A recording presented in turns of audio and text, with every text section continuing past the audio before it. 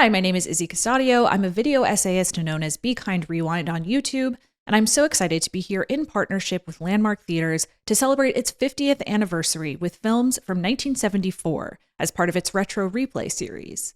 Today, we're talking about Chinatown. Screenwriter Robert Towne had become interested in the history of water rights in Southern California and devised a script based on his research that fictionalized the scandals and injustices that littered that history. Although early versions of the screenplay were so muddled as to be nearly unintelligible, Paramount's legendary producer Robert Evans trusted Towne's talent and greenlit the film. Roman Polanski joined the production too, returning to direct in Hollywood for the first time since the murder of his wife, actress Sharon Tate. Evident from the first seconds of the film, when Jerry Goldsmith's melancholy score sweeps in with that solo trumpet crying out over sepia-toned credits, Chinatown was also conceived as an homage to and update of film noir. Popularized in the 1940s, film noir used stark black and white cinematography to express the uncertainty and pessimism felt by Americans in the wake of World War II.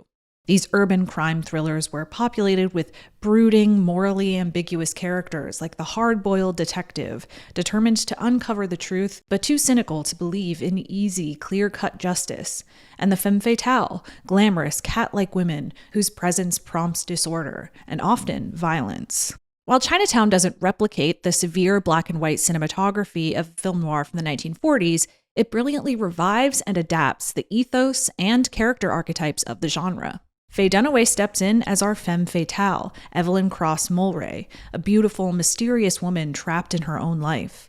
Jack Nicholson plays our protagonist, Jake Gittes, a private detective who is sickened by corruption, but who's in way over his head, whose probing causes a devastating domino effect. Chinatown, however, differs in one crucial way from the film noirs of the 1940s. Those films were subject to censorship that required endings in which justice is served. The protagonist may suffer, but ultimately, the audience leaves understanding, ideally, what happens to people who behave badly. Subject to no such censorship, Robert Towne's screenplay offers no tidy, satisfying conclusion. This neo-noir echoed anxiety stirred by Watergate and the Vietnam War, the feeling many Americans had that corruption ran rampant without any accountability. To Robert Towne, Chinatown wasn't just a place. It was a state of mind. It represented the futility of good intentions.